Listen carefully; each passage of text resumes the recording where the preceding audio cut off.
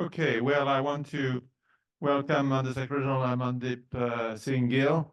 It's very generous of him to be with us today. He is joining us from Asia, so I don't want to think at what time it is where he is, but it's really, we're all very grateful for him to be with us because, as you know, he is the Special Envoy of the Secretary General for Technology. He also sits on the advisory board on AI, and I can't think of a person who has a better understanding of the connection between diplomacy, conflict, and technology, and technology also and peace, which is what we also want to discuss today. So throughout the week, Amandeep, we have been discussing technology and conflict. We have started looking at the peace side of technology. But as one member of our audience said, coming from the global south, yes, this technology, should be a new peace field, but most of the time it's more a battlefield. And what we see also is that countries are already struggling with many other challenges like climate, and they don't always have the resources to address all the challenges. And so when that comes, it's almost too much. And so that really raises the question of the digital divide, of how addressing this immense new field of technology so that it's a peace field rather than a battlefield does require resources, does require support. And so my first question to you is really how this development of the data economy, is it going to deepen the divide between the global north and what we call the global south? And how can we prevent that from happening? I just read the first revision of the Digital Compact that you are leading. I see that there are quite ambitious goals in that Digital Compact to improve access to internet, because we must not forget that while we talk all the time about the internet, there's still a number of people who either don't have access to the internet or for whom it's quite costly. How do we make sure that there are enough digital skills? This is something that we discussed throughout the week, talking about disinformation, misinformation. So how are people going to be in a position where these new technologies are instruments that support them rather than manipulate them? Over to you. Thank you very much, Jean-Marie, and greetings to all those who are in the room. I think this is a great question for our times. And frankly, the answer lies with us. What kind of a world, digital future we end up in is up to us. It depends on the policy choices that we make. And this is why the Summit of the Future this year, where a global digital compact is proposed for adoption, is so critical. You have, in terms of peace and conflict, in terms of international relations, international trust and cooperation, an overhang of competition. And technology is a major factor in that competition. And then at the same time, you have almost like, in addition to this, you may call it an east-west divide, kind of a north-south divide. And this divide is about connectivity. You mentioned that 2.7 billion people not connected to the internet. But even where they are connected, it is often high-cost connectivity, low-quality connectivity, and connectivity without much agency. When you are connected to the internet with a phone, it is a very different experience from when you can connect through a laptop like I am doing today. You have less agency. You are more of a consumer of content rather than someone with power and agency over content, someone directing their own intellectual growth. So even those who are connected today, they suffer from these handicaps, and the COVID pandemic really highlighted that when people had to attend classes remotely, seek government services remotely, etc. So we have this east-west dimension, north-south dimension, and there's a very interesting data and AI divide emerging, which in a sense makes nonsense of these north, south, east, west, um, uh, dichotomies. And this divide impacts even advanced economies, even OECD economies, because if you look at a small European country that does not have its own data centers, does not have the compute capacity to train its own large language models, there are implications in terms of cultural, linguistic autonomy and diversity, in terms of what its role would be in the future economy where AI and data would play a big role. So on the one hand, you have Africa, in the top 100 compute clusters in the world, there's only one that's in Africa, in fact, in Morocco. So the others, don't have any hope of even being able to train such a model, advanced model on their own. And then you have these kind of disparities that are emerging in terms of where the talent lies, where the compute capacity lies, and where the opportunities are. And they are highly concentrated in a few areas around the globe, mainly in the US and in China. Very interesting. And when you talk about these disparities, so this, in a way, there's a divide between the major tech companies, which are a handful, and all of us who are providing the data. I mean, there's one issue that was discussed actually, which was the question of language. Most of the data, the data that are being, on which large language models are trained, apparently it's mostly English. Is there a possibility that this will become more diverse? Because that does really raise an issue for all the other languages. English is a lingua franca, but not everybody speaks English. And Yes. So again, it depends on the policy choices we make. So today, if, for instance, you have a very few large language models that are being trained on data sets other than English data sets. You have the Mistral, which is being trained on, which has been trained on French language data sets.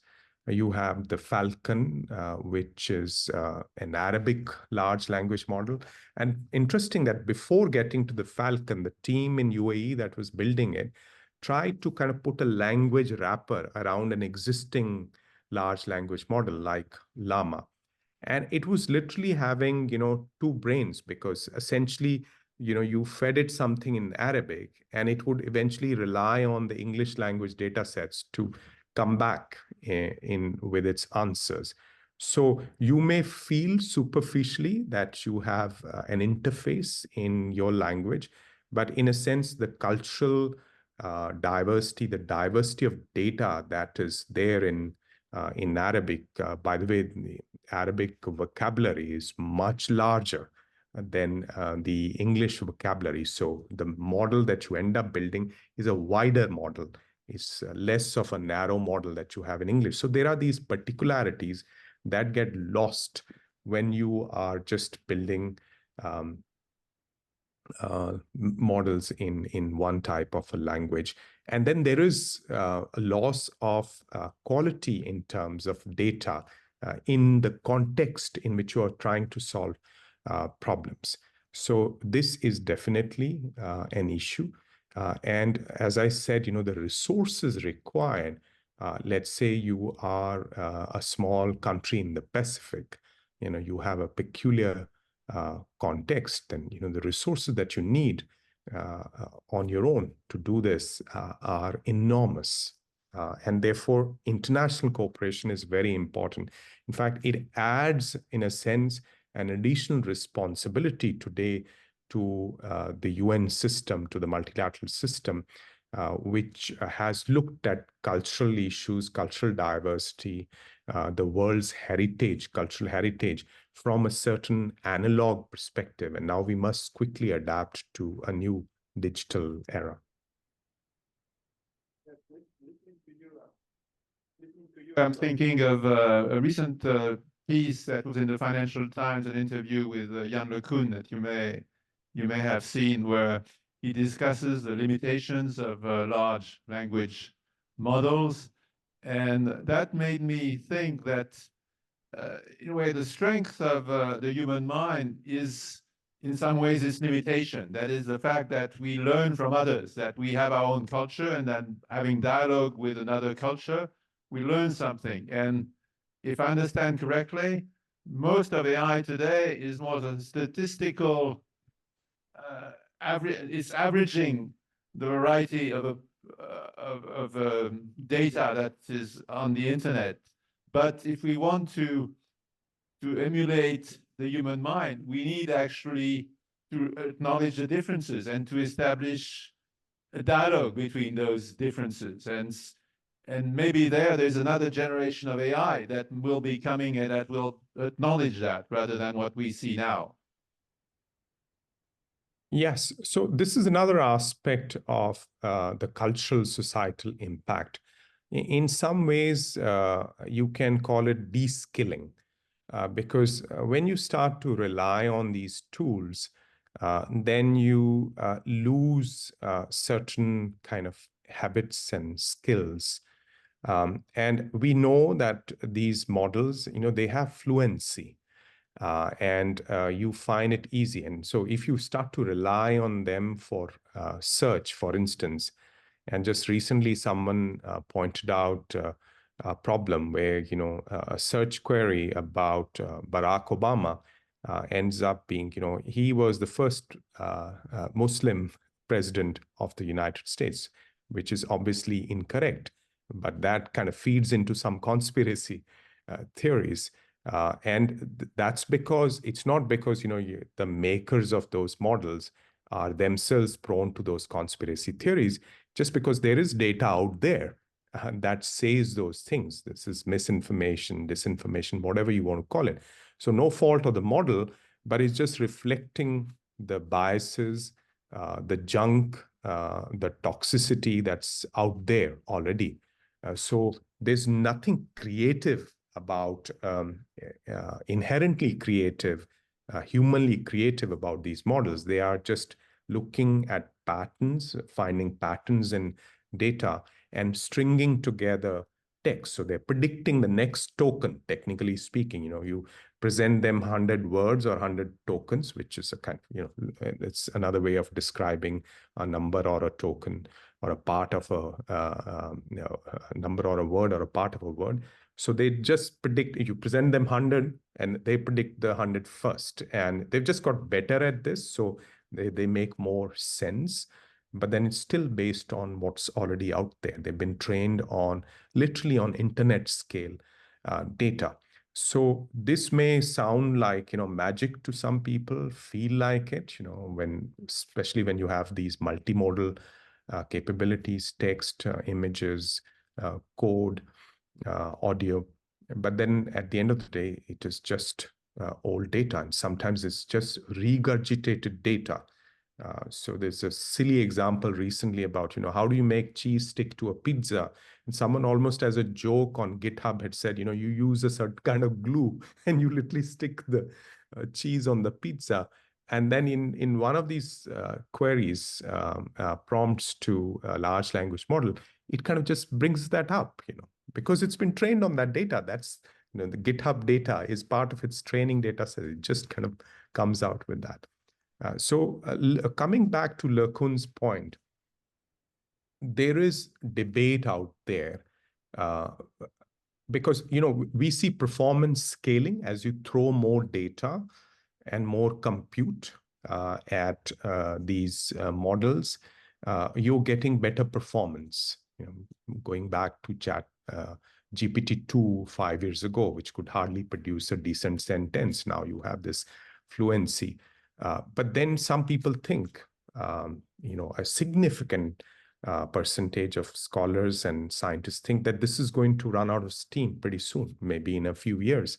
And then what? So you need a new breakthrough in terms of how you bring the earlier generation of AI, symbolic systems, together with this kind of brute force machine learning paradigm that's been on the ascendant for a while, to get us to that stage where you have more human-like capabilities for these AI models. Now, all these AI models, they are developed by companies, often very big companies or big companies that swallow smaller companies quickly. And it does raise a question for the United Nations as an organization of states. A lot of knowledge is in those companies. The algorithms are developed in those companies. Some are in favor of open architecture, some are not. They have their own debate, and is a kind of dilemma for the UN that it needs to have the companies at the table. At the same time, it doesn't want to be the prisoner, so to speak, of those companies. And how do you think that dilemma can be managed? Yes. So you remember back in the day, and many of the participants here would think about, the international relations books of the 1960s and 70s, where the multinational corporation was described as a new actor. These transnational actors, in addition to sovereign states, the Westphalian system as we know it. Now, today you have companies whose market capitalization is in the $2-3 trillion range, and whose research budgets are like, a single company,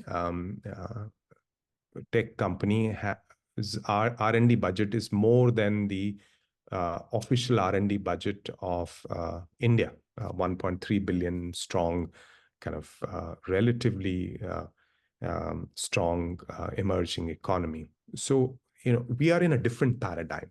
And with AI, you see that there's a handful of companies which dominated Web 2.0 in terms of, these services, these platforms, particularly cloud services. And they are the ones who are kind of either owners or significant participants in the efforts of these advanced labs. So in a sense, the winners of Web 2.0 have already decided who the winners of, Web 3.0 will be. So it's a kind of circularity you see in terms of investments, in terms of reliance on these platforms and the cloud services. So that's kind of reinforcing this concentration of economic and technological power. And in fact, this has significant implications for state power, for the erosion, and could lead to the erosion of power that public institutions have over a period of time. Power they have over, the exercise of violence, the legitimacy of violence that, states embody. It could have power in terms of how relationship with citizens are mediated, or between citizens are mediated.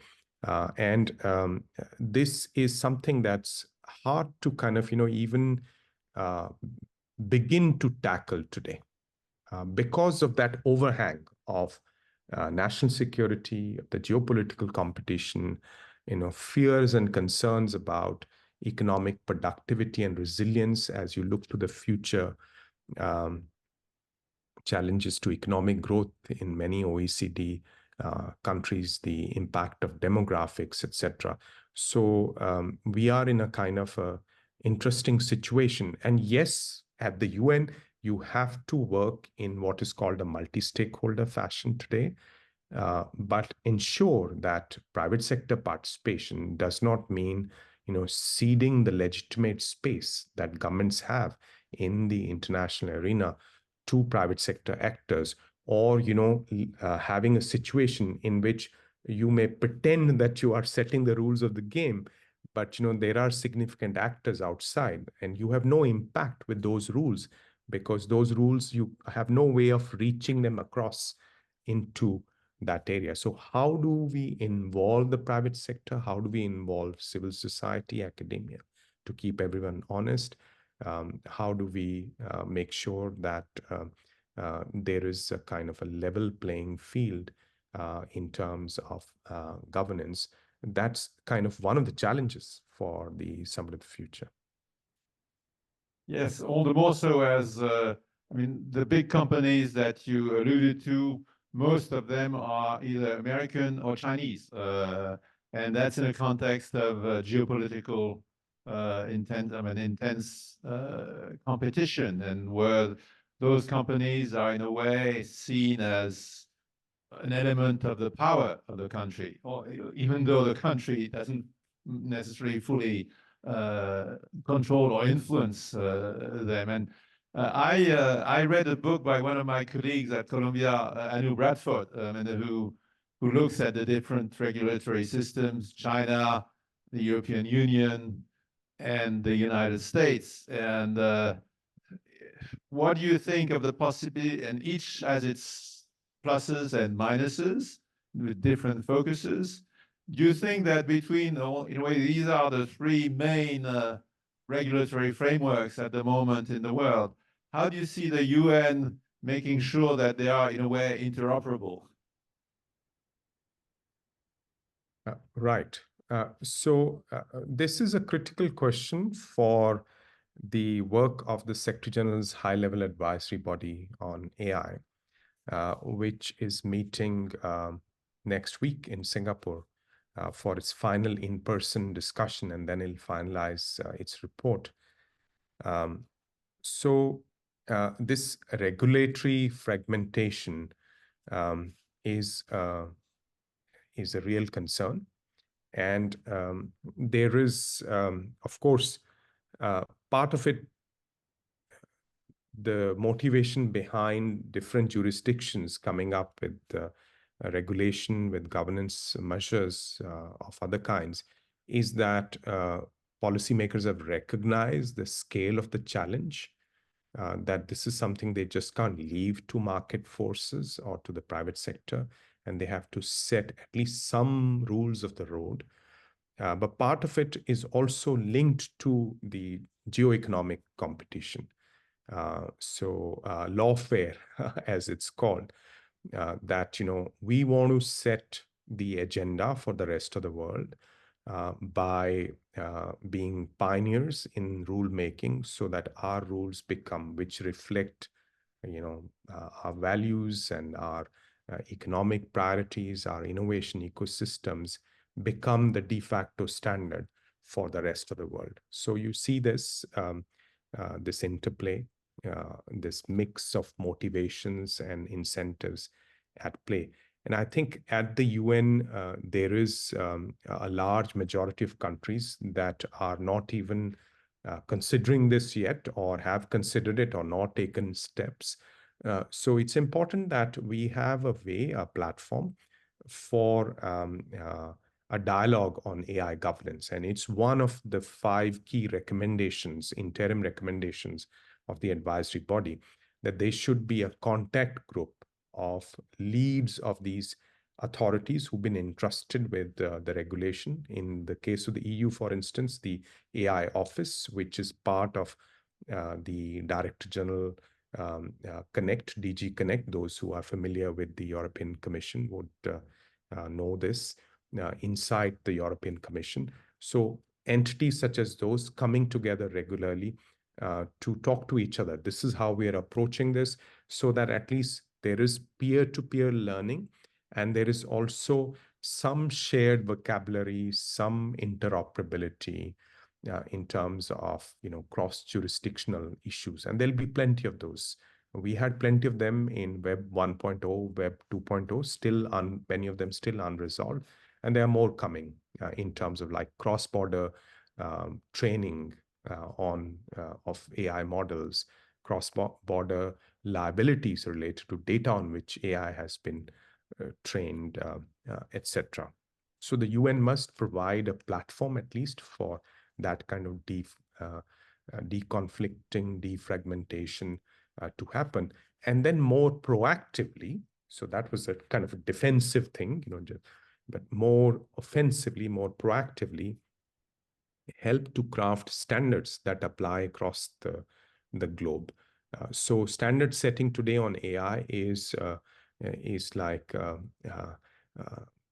chaotic field.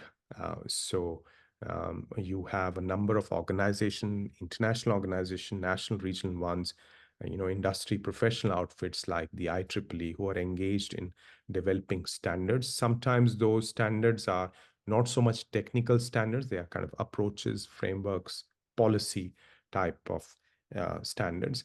And we need a way to kind of bring these standard making organizations together so that they can deconflict their work and then they can work together with more diverse representation, with less conflict of interest. Sometimes standard setting is dominated by a few players, so that you find globally applicable standards. And again, the UN is, as you are well aware, a platform for normative work. And we also need to rely on some shared values. And you have the UN Charter, you have the human rights treaties, which provide a degree of accountability.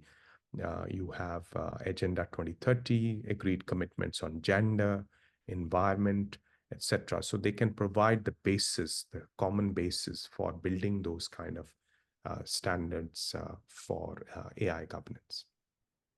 Yes, well, you mentioned all the standards, substantive standards, human rights, gender, etc.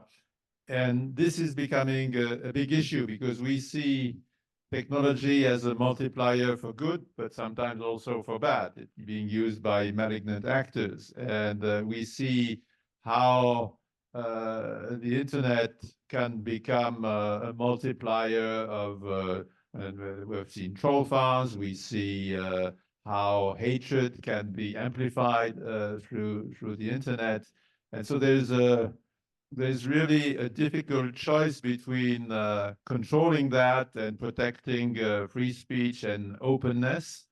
And different countries certainly have different views on that. And it's linked to their approach also to human rights, where there are different understanding between the collective human rights and the individual and the human rights of the individual. And the UN is a platform, but how do you see that discussion developing? Yes, so human rights is a key issue for discussion in the context of the Global Digital Compact. And I think so far there has been a very constructive discussion and a balanced, comprehensive approach to human rights where you emphasize not only civil and political rights, but also social, economic, cultural rights, the right to development as well. So that is the way to move forward. And the notions of human-centered digital transformation, and just as we've had this notion of human-centered development, that provides us with a way forward in this kind of tricky area. But more we go down into particularities, and then the more trouble we find. And you mentioned misuse. So this is a growing problem. Recently, there was a case of the chief financial officer of a company being impersonated through a deep fake. And it was an interesting use of existing cyber crime capabilities, cybersecurity vulnerabilities with advanced AI helping with deep fake. And therefore, these are kind of, the malignant use capabilities for these actors. They have suddenly grown.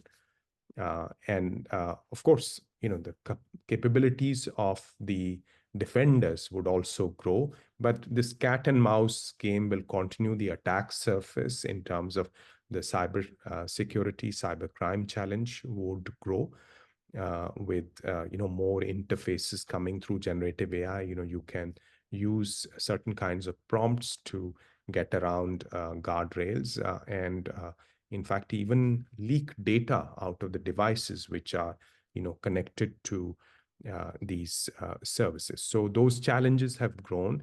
I think another challenge that is very much there and linked to the UN human rights norms is that of misinformation, disinformation, manipulation of behavior with this fluency, with this kind of human-like conversational quality. And some of you may have followed,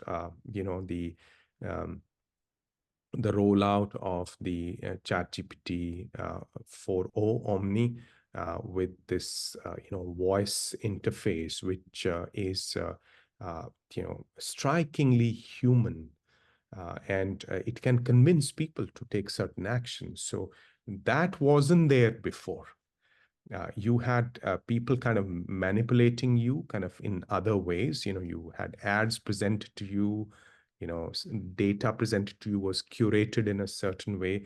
But here you have a human within quotes, talking to you, convincing you, calling you up, or, appearing on this official confidential call like this, CFO did recently for this company. And so you have a different challenge in terms of manipulation, in terms of, so then the legitimacy of political processes. So these are issues for human rights, for rule of law, for democracy. And then in the longer run, there is a question of trust. So when you have so much synthetic information, synthetic content that's out there that you are engaging with, and when you have so many of these synthetic agents that are mediating actions on behalf of people, already you have, these kind of dating applications announcing that they will soon have, AI chatbots engaging in this arena, so that you don't have to waste your time with human beings. Boyfriend, girlfriend. Why hit upon duds? Let these AIs kind of filter these things for you. So then, what is real and what is not real? So you have all these question marks. And you can say, oh, I'll watermark, I'll announce, there'll be subtext announcing, cigarette smoking is dangerous for your health. But we know how that has gone before in our, in our own lives. So that puts a question mark over trust in the long run, puts a question mark over the quality of our human relationships. We already have an epidemic of loneliness in the developed world. So this societal impact, you may call it, it's not misuse, these are consequences. Some of them unintended, but most of them, we are kind of blindly going into this. When our institutions are not resilient enough, whether it's our societal institutions, our political institutions, because of other trends, economic, demographic, rise of populism. So at a time when, things are a little shaky, you introduce this very powerful ingredient into that shaky mix, and that changes society over a period of time, the relationships, the trust, etc. So I think this is something that we've not yet fully woken up to. This need to strengthen our institutions, whether they are for fighting cybercrime, misinformation, disinformation, or more broadly, how to engage across society in terms of, the impact on the future of work. What kind of skills would be needed in the future? What kind of skills would be, would become redundant? And work is not just jobs for us. Work is the way often we relate to the material world and to other people. So this is again a challenge that has just begun to be grasped. And this year, for instance, the G7 summit is going to focus on AI and the future of work. And my team is working with the G7 and with the ILO to prepare a report on this. But this is just beginning to be grasped. No, what you're saying is fascinating and a bit terrifying, to be frank. But in a way, what you're saying is that the virtual world is becoming more compelling in some ways than the physical world we live in. Or there is a risk of that as AI becomes more and more effective in building a bubble around each of us. Now, well, I want to connect what you just said with what we were discussing at the beginning, these multiple divides between East and West, between North and South, between the data gatherers and all of us, the data generators.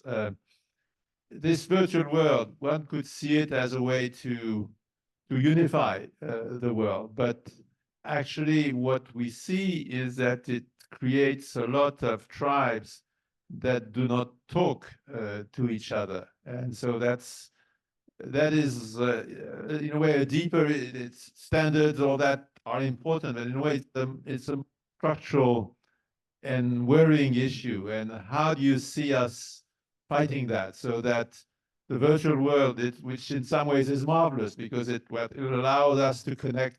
Today, you are 1,000 miles away and it looks as if you are in the same room. It has enormous benefits. But at the same time, yes, it means that we can just meet people who are like-minded and who reinforce us in our prejudice, who reinforce us in our little bubble rather than help us reach out to people who are different from us. I mean, that's almost a philosophical question, but you are in a very good position to have a perspective on that. Right. So I think if we were to just have this conversation till this point, then it's a very partial conversation. As you know, we're talking about scary things, things that are going wrong or could go wrong, etc. But what should we do about it? I mean, it shouldn't be something that's just happening to us and, you know, we are passive and we let it happen to us. I think part of the answer is societal resilience, education, learning, and being clear in our understanding of what AI is and what it is not. Being clear in our understanding that this cannot be left to technologists. Because I'm an engineer, so you know when you first code things and you know you see something come alive on screen, you feel like God. You know, oh wow, look what I did, what I can do. And then you know as your power grows, you know you start to, and you see this on Twitter. You know when a lot of these kind of very smart people are also, putting out. You know you start to feel godlike. And you have no idea of how messy the development spaces or the health spaces. And then you suddenly say, oh no, if we do this, this is what will happen. So we need to have education counter this, you know, this kind of a culture. Investing in social sciences, in anthropology. I just met with a number of students, and one of them was thinking about, okay, I'm an archaeologist and I'm thinking about these, these vases, this kind of, the ceramic, as you know, it was the high tech of those days. And people did a lot of things, you know, cook and store food, etc. They even carried it into their graves. And he's thinking, you know, is that the chips of today or the laptops of today? So having this kind of an anthropological, almost ontological perspective on these things keeps us grounded. We don't then fall prey to this kind of hallucination about, you know, what these things are. These are kind of, you know, constructs, knowledge constructs. They are not, they don't have a life of their own. So doubling down on education, multidisciplinary education, then doubling down on the role of the public sector. You know, governments should not abdicate their responsibility. They have to step in, and they have to step in in the public interest to preserve competition. It's not about, stopping innovation. I think that's a red herring. So it's about, governing in the public interest, making sure that this system is not closed down or confined to a few companies. There's more diverse participation, and diversity is a guardian against risk.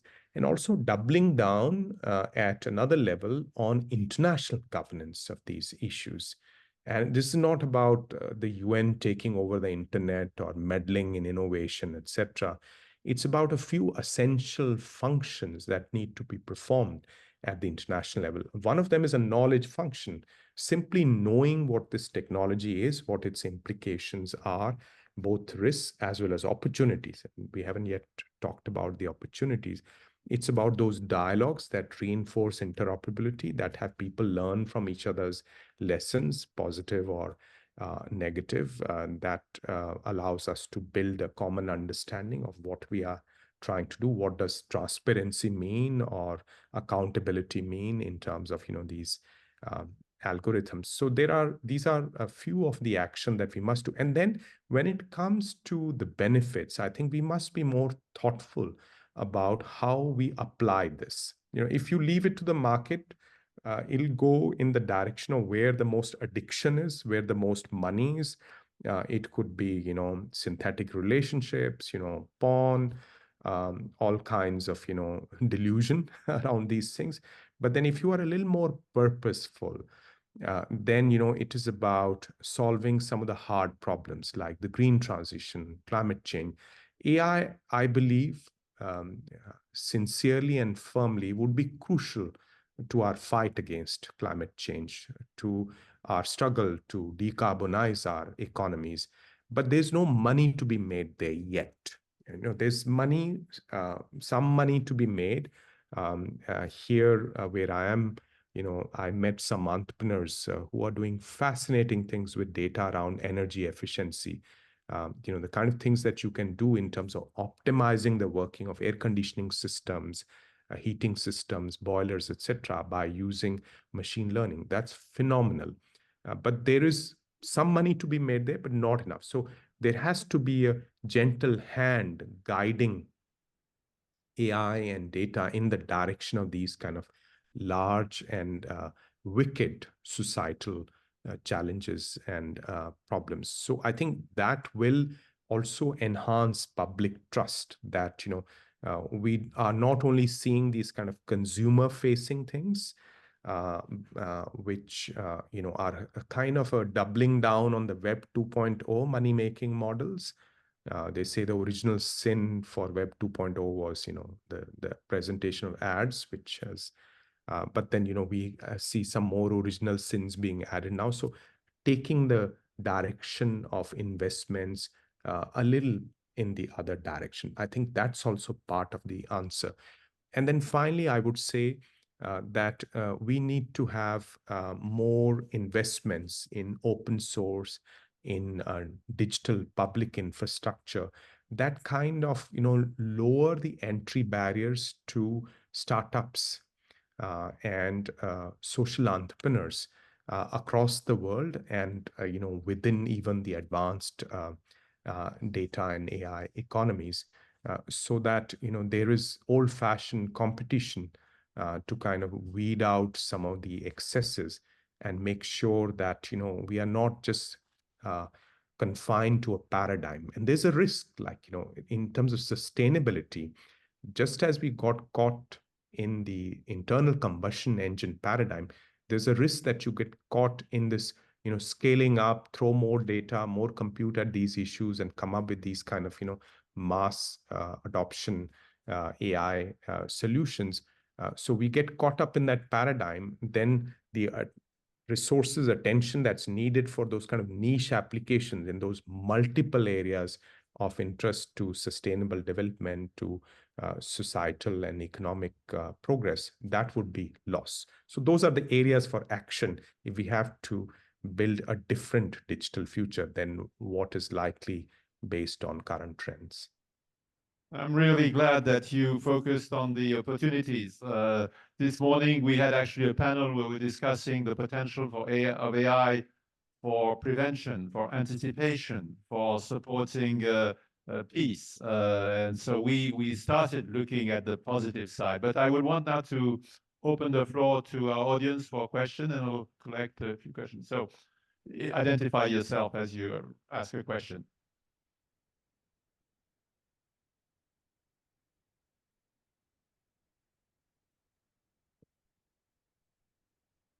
Hello, Matthias from the Italian mission here in New York. First of all, thanks for coming in so late during your day. We really appreciate it. And thanks also for highlighting the work of the G7 presidency. We're, of course, Italy's glad to work with you, and we're looking forward to continuing in view of the summit. Very briefly, so today, your chat comes at the end of an entire week where we really discussed about a lot of things related to AI, and my impression, maybe because I'm a diplomat and a civil servant, a bit biased, is that one of the underlying topics of our discussion is the role of the state.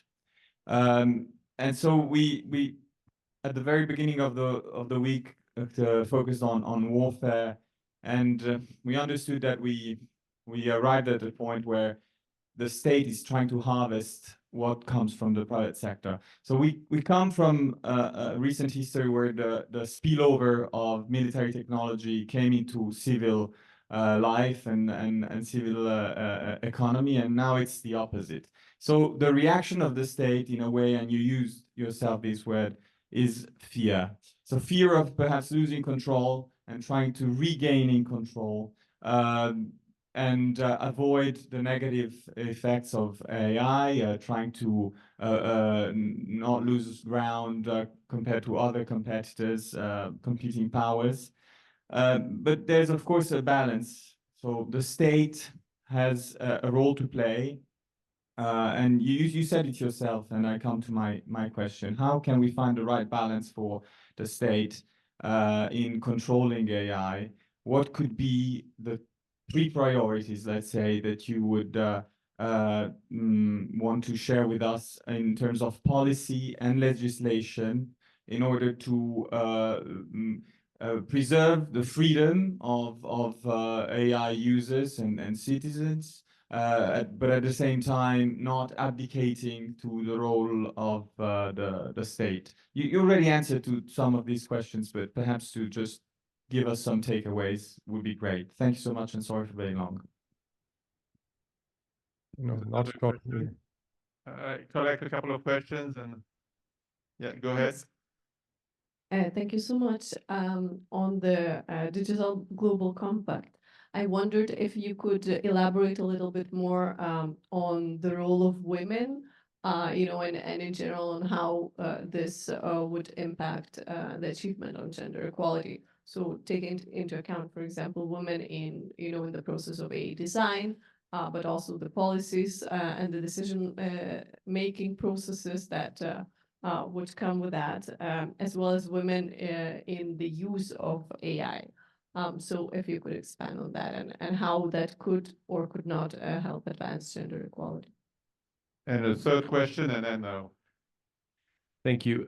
When one looks at some of the developments in companies that are driving AI developments, and when one looks at the debates that are happening out there, one often sees trends that can have labels such as accelerationism, safetyism, effective altruism. I mean, all these labels that are, in a way, new versions of techno-optimism or techno-pessimism, which is nothing new. But it's, in a way, a debate that is very polarized, and there are many shades of gray in between that are perhaps not as well portrayed out there. So how do you see the UN's role, and perhaps also your own role, in this very polarized debate? I mean, is there a role for the UN? Is it in introducing some sort of rationality?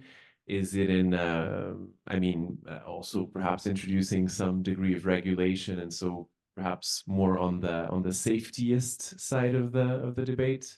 Wonder if you could elaborate a bit on that. Thanks. thank you. So, Amandeep. Yes, thank you. Very, very interesting questions. On the role of the state, I think there are, those dilemmas that you have painted, Matthias, that they are, there. I think, firstly, states must govern. This is a responsibility that they must not abdicate. They can adapt the governance to their own circumstances. They can be agile, so they can experiment with governance, but this is something that they must not abdicate. So when I say experiment with governance, start small. It could be law-based. It could be based on executive action. We see both.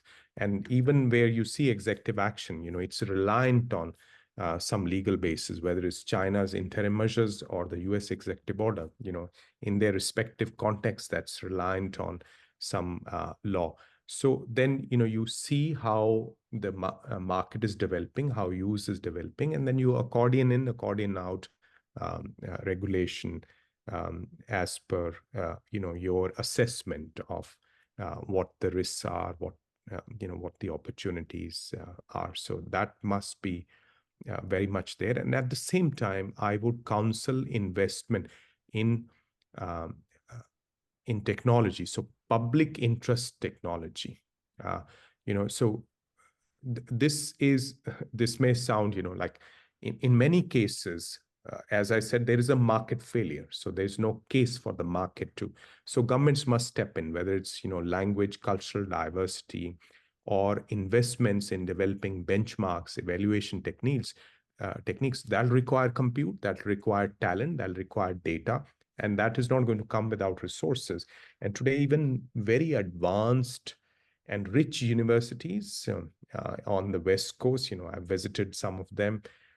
They have huge resources, but they say, we can no longer keep up with the understanding, with the science of this. We need more public sector investment in understanding what's going on in the technology itself.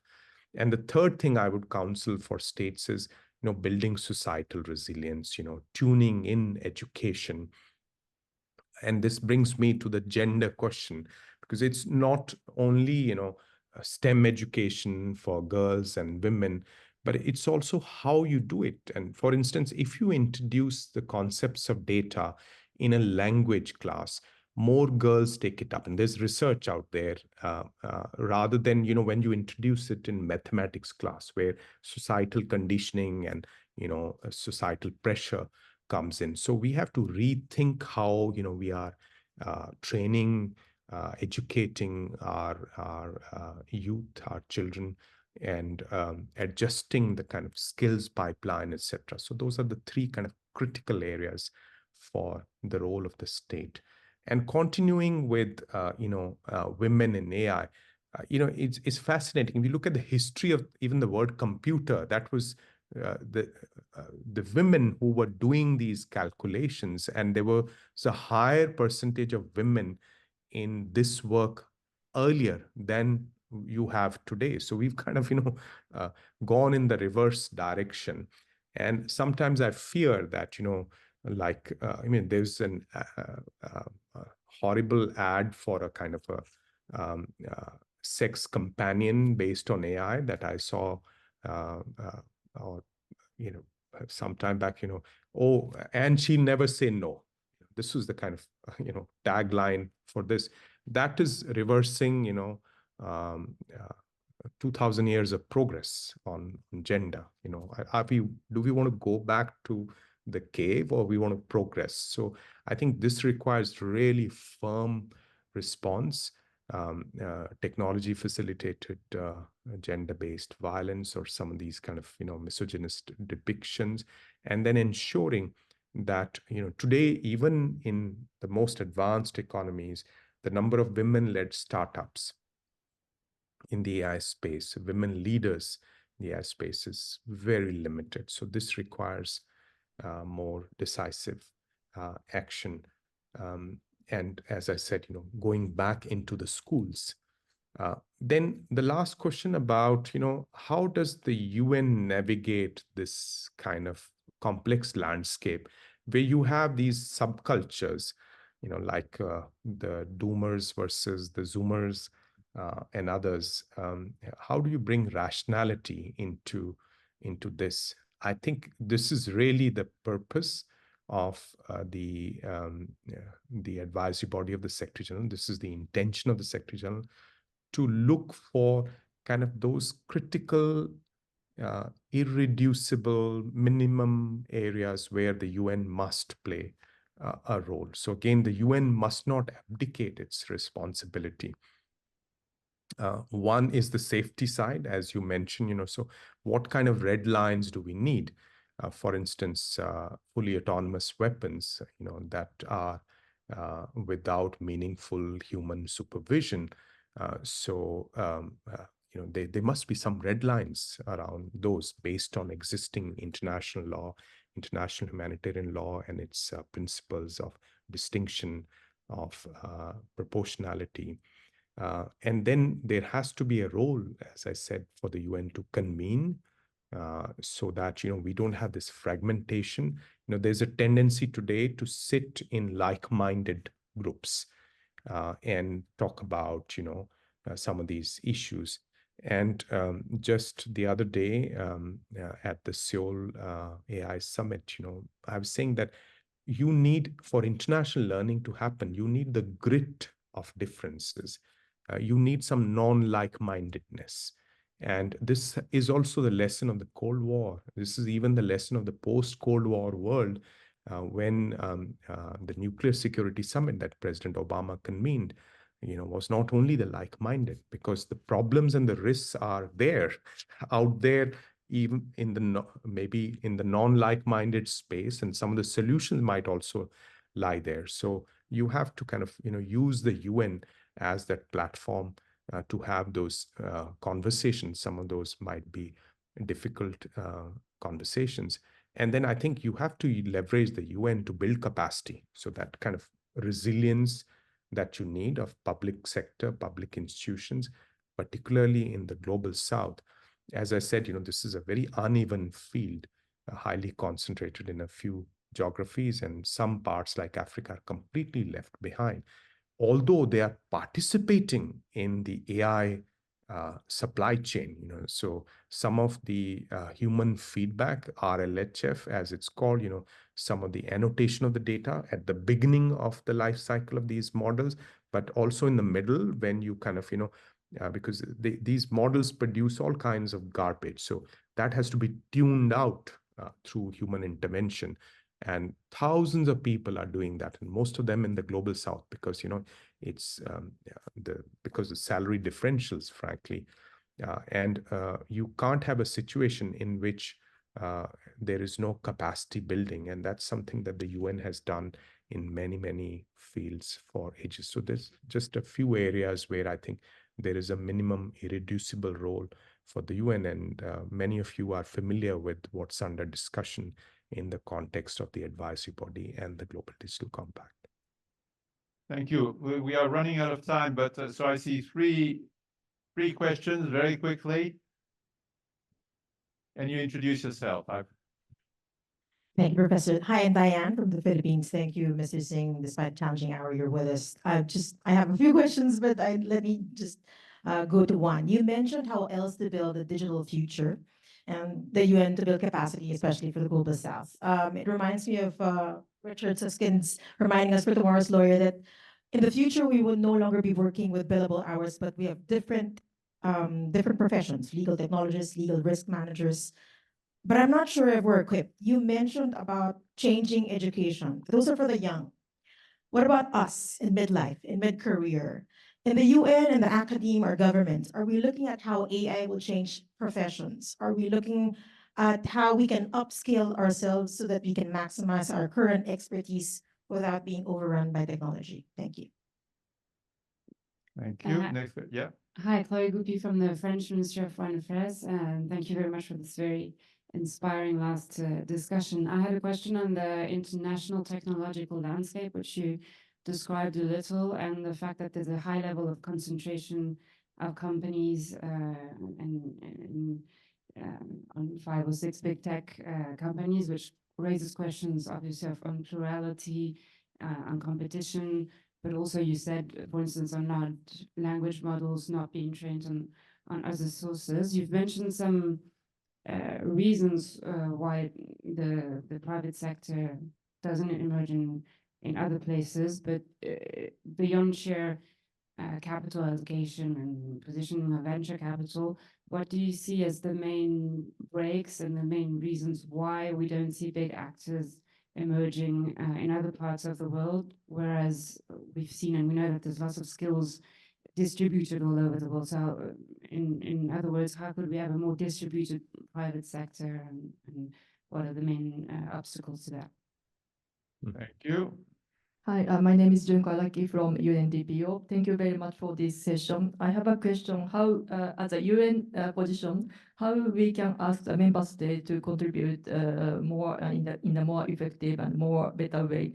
Because I really understand the importance of technology and also environment and so on. And then also we have a different role in the international level and national level and private sector level and then also individual level. So we all understand the importance as a personnel, but in reality there is resources limited and budget are really limited. And then the technological option or environmental efficient option is not always the cost effective. And then also in the peacekeeping operation context, tomorrow the mission will be crossed. So I think this kind of the changing and the difficult environment, so how we can ask the member state to contribute more. Thank you. Thank you. Over to you, Juan. Yes, and let me start kind of backwards. I think this question of member states are really stretched in terms of budgets, etc. I think money is not the issue, frankly. The issue is that of a political will to take decisions. You can do a lot within existing resources by leveraging existing platforms, but being creative with those platforms. The same old is not going to work, but you can leverage existing platforms in creative ways. This idea of the compute resource, for instance, you can incentivize the private sector to set aside some compute resource for those kind of public interest purposes, SDGs related purposes, and that will not come from the pockets of member states who are, you're correct, under pressure. And I think some of the resources that you put in here are good investment in terms of, these are preventive investments. And Jean-Marie, you are familiar with this kind of, preventive work in the peace and security field, where, and they say an ounce of prevention is better than a pound of cure. I may be getting my analogies mixed up here. But I think there are ways to do it at a relatively low cost. We have to be creative. The issue of concentration of economic power, how to counter it, the question from our French colleague, there are many ways in which this concentration builds up. One is, yes, we may have talent in different parts of the world, but the talent is kind of migrating to a few areas. And I was there recently in the Silicon Valley, and you see Germans, Indians, Chinese, Koreans, they are, for different reasons, they are coming there because there's existing talent, there's opportunity, there is money, there are other incentives. So finding ways to keep the talent at home through exciting work, I think that's very important. Second, finding, so why is not everyone building their own large language model? Because this is expensive. Training runs for these large models, they are in the couple of $100 million range now, and very soon they'll be in the $1 billion range. So this is hugely expensive, and most people can't afford it. So we have to find innovative ways to pool this, like the European Union is doing, for instance. to allow kind of homegrown efforts to take place. And then, data is an insufficiently explored lever. So public sector data sets, opening them up and having public and private sector partners work together on some of those, non-personal data, whether it is, data from catalytic converters or air conditioning systems and so on. So that would create a kind of competitive advantage for companies, homegrown companies. And I see, for instance, France is doing it. The national compute infrastructure, the supercomputer infrastructure has been made available to more than 2,500 companies on a kind of a time-sharing basis to train their models. So there are ways around this. And eventually, you have to boost the digital economy. So if the foundation of the digital economy are weak, then, you can't just put AI on top of it. So the digital public infrastructure, the data economy, the skills and the talent that's needed, the regulatory environment that's needed, the agile regulatory environment that's needed. So you have to build up the foundations, and then you have a chance of competing with some of the giants in US and China, which have stronger digital economies. And then lastly, from our colleague from the Philippines, how do we kind of look at mid-career upskilling, lifelong learning? So how do we understand what change is coming to different professions? I think this is the theme for the G7 this year. So you have this kind of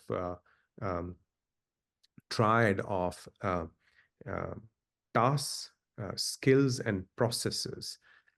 And much of the analysis today has been focused on tasks, tasks getting displaced or replaced. But then when you break it down into skills, like, or components of tasks, and then what are the skills around it, then, you get a different picture. One of my colleagues is very fond of citing this example that in the past, we saw email as a tool. And today, if a chatbot can draft an email for us, then the skill that's important today is how to conceptualize that email. So it's a shift in emphasis, and that shift can, in whatever profession we are, we have to be alive to the impact of technology in terms of those skills that are needed for the future, and then adjust our kind of, learning for that. This puts a responsibility on the leadership of those organizations, on the HR teams within those organizations, and frankly, on the individuals themselves. So we have to become, it's often said, it's a cliche, we have to become lifelong learners. And we shouldn't be scared of technology, even if we come from non-technical fields. We should explore these tools, not be scared of them, fearful of them. Well, I think we are coming to the end of, actually we are over time in this conversation, but it's very fitting way to end this week, and it's a fitting way also because we have some optimism there. When we look at peace and security and conflict and the traditional approach to it, I mean, there is sometimes ground for a lot of pessimism. But listening to you, Amandeep, we see that the United Nations, in an area that's going to be so critical for our future, is really at the forefront of the global discussion. And I think we're all very grateful for having shared your immense experience and knowledge with us today. So thank you very much to you. Thank you.